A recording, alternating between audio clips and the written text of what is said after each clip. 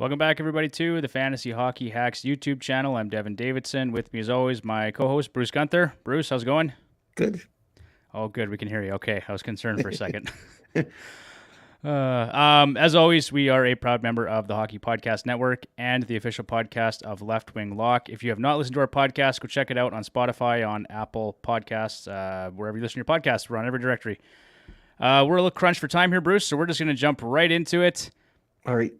Let's talk about Nathan MacKinnon. I think he's getting a little upset that Connor McDavid's getting all the headlines.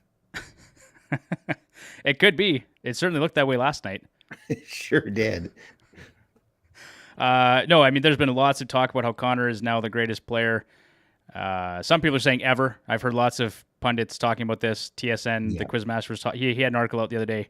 I mean, hard to say he's better than Gretzky, right? You look at some of the records that Gretzky set and things like that, but just the things that Connor's doing.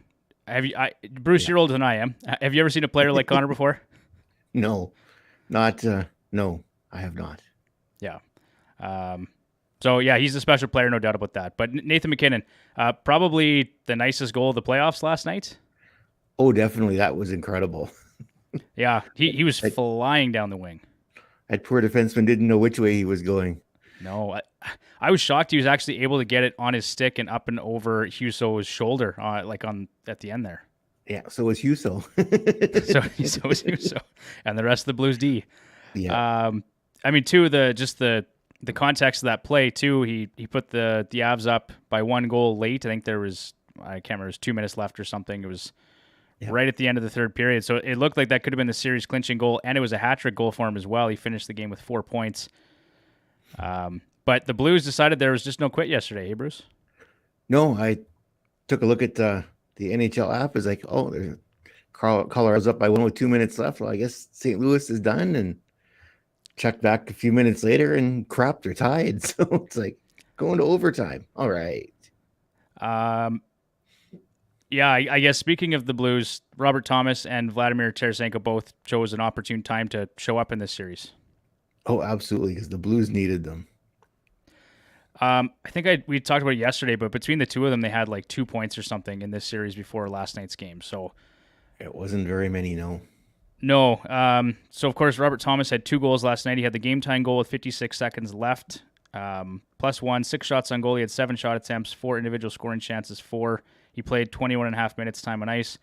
Tarasenko, 1 goal, 1 assist. He had the assist on the game-tying goal, 5 shots on goal, 8 shot attempts, just over 19 minutes time on ice. So, good game from both those players. Definitely.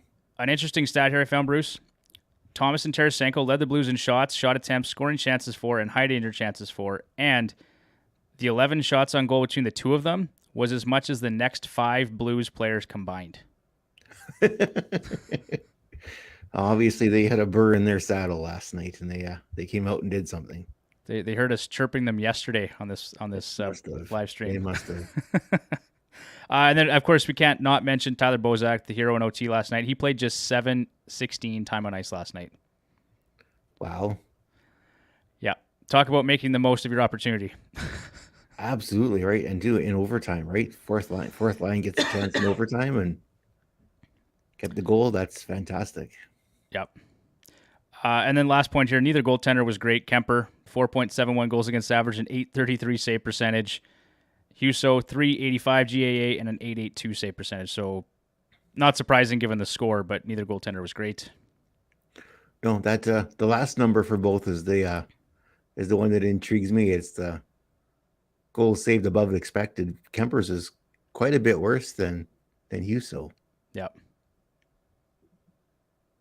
Yep, so he'll have to step it up in Game 6. I actually think we've got a series now, Bruce. I liked your tweet yesterday about The Undertaker. Classic. Well, yeah, the Blues had put that out, so that's why I did that. It's like, do we have a series? I have to think they're going to push hard to bring it back to Colorado for Game 7. And I would think so, right? If you make it to Game 7, it's a coin flip, right? You just don't know at that point what's going to happen. And how nervous does Colorado get here if St. Louis manages to win the next game at home? Pretty nervous, especially given what's going on the last couple seasons. I mean, you had mentioned it the other day, the Vegas storyline, all that. Yeah, I think Nathan MacKinnon is going to be quite nervous. I'm just loading our presentation here because I forgot to load it up, but these things happen. Let's talk about the games tonight. So we'll do a quick preview here. Okay, there we go. Right. Give me 1 second. I'll pull that up. So first off, we got the New York Rangers and the Carolina Hurricanes, plus 130 in the money line for the Rangers, minus 150 for the Carolina Hurricanes. I'm going with the Hurricanes here, Bruce. Minus 1.5 on the puck line at plus 185. I like those odds. We've also talked lots. We talked about yesterday. The Hurricanes at home are 6-0, 22 goals for, plus 15 goal differential. The power play is better. The PK is better. Antti Raanta, 5-0 record, 968 save percentage, leads all goaltenders in these playoffs. He's got a 0.97 goals against average and a 3.03 goals saved above expected. So he's crushing it at home. Same with the Canes. The New York Rangers have been awful on the road. They've got a 1-4 record, just 12 goals. That's 2.40 goals for per game.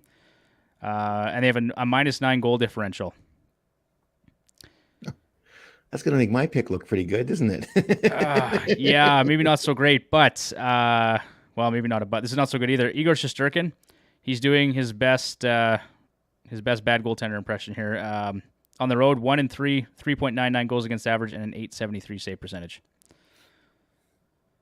So not ideal there. Bruce, you obviously went with the Rangers tonight. You switched things up here. I mean, it's got to change at some point, right? So maybe it'll start tonight.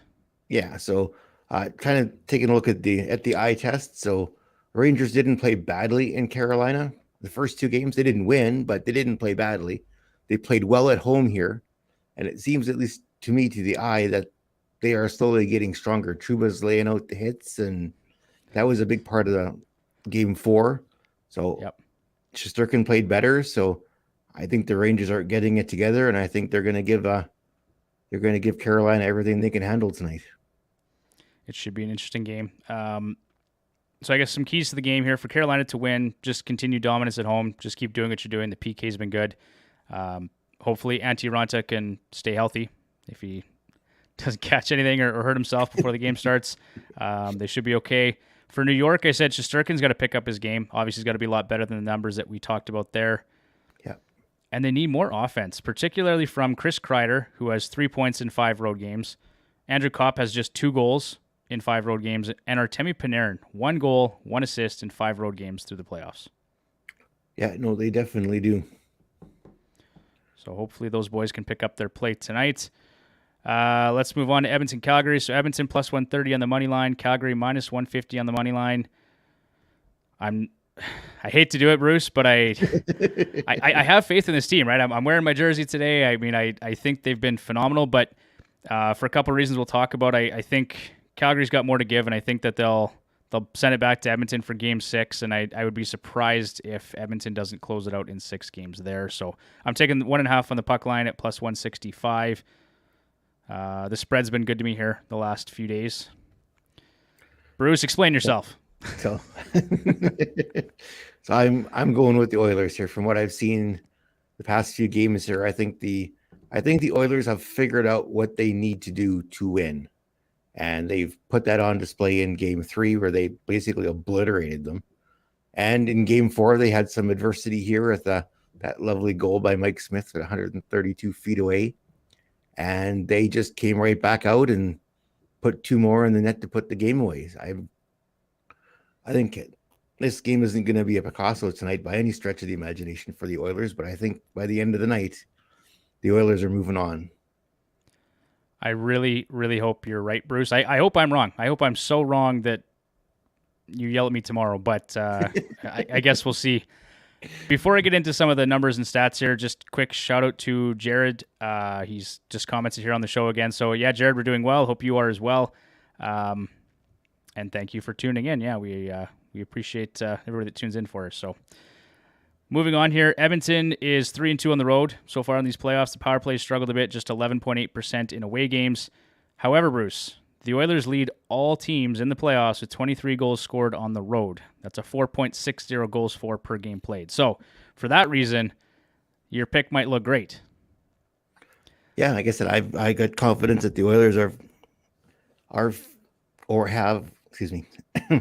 figured out what they need to do to beat Calgary. And I think it's just going to be more of the same. Connor's motivated. Mike Smith is probably more motivated now than he was before after letting in that ugly goal. the team's motivated there and they're ready to go. I said it's not going to be a pretty game tonight, but when the smoke clears, it's going to be an Oilers victory.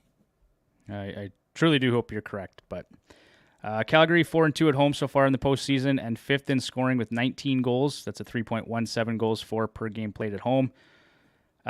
Keys to the game here, Bruce. I think for Edmonton, they got to start on time. Absolutely, they have to come out like they did in the last 2 games, last 3. Yeah. They got to come out when the puck drops. They got to go right at Calgary.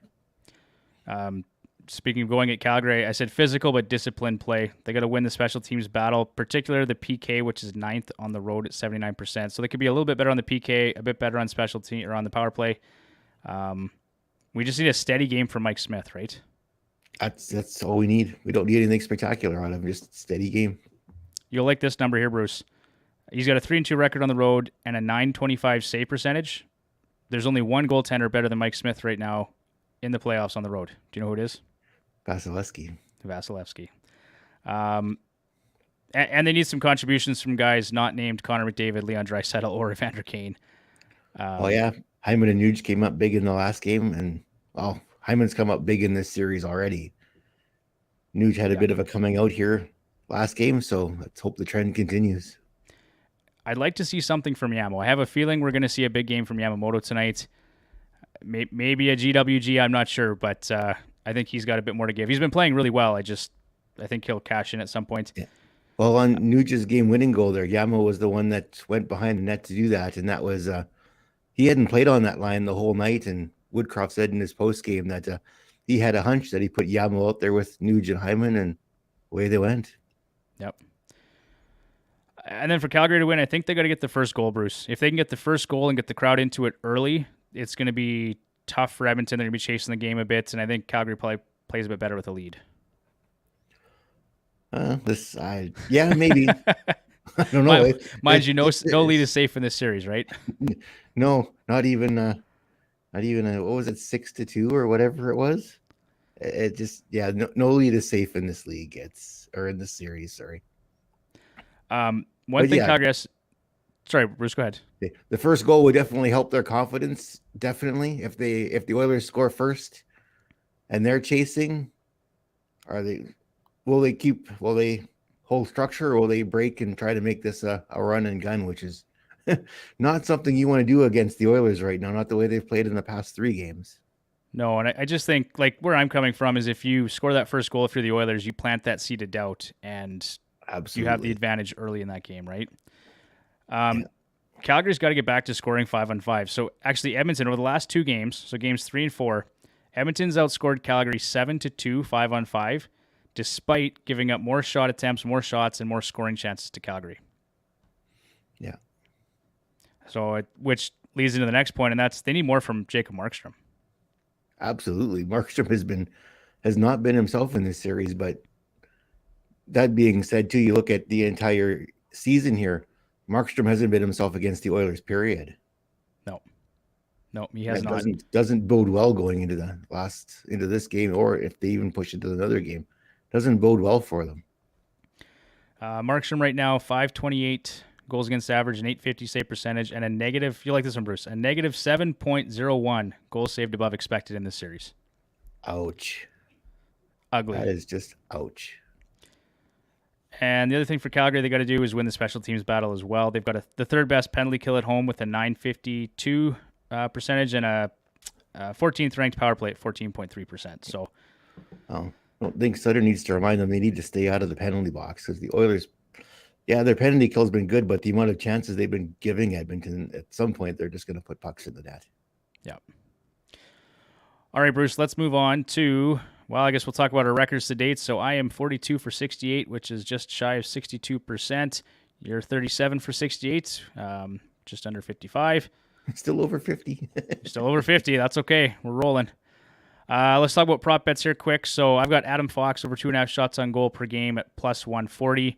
He's got 20 shots on goal at home, Bruce, in these playoffs. That's an average of 3.33 shots on goal per game. So hopefully he can do that again here tonight. Mind you, he's on the road, so that doesn't really matter. My apologies. But I'm still taking Adam Fox over 2.5 shots on goal per game. I think I read this morning he has passed Cale Makar for defensive points in the playoffs. Yeah, he's been really good, actually, when I looked at his numbers. So, and I think we both have him in our DFS lineups as well. Yep.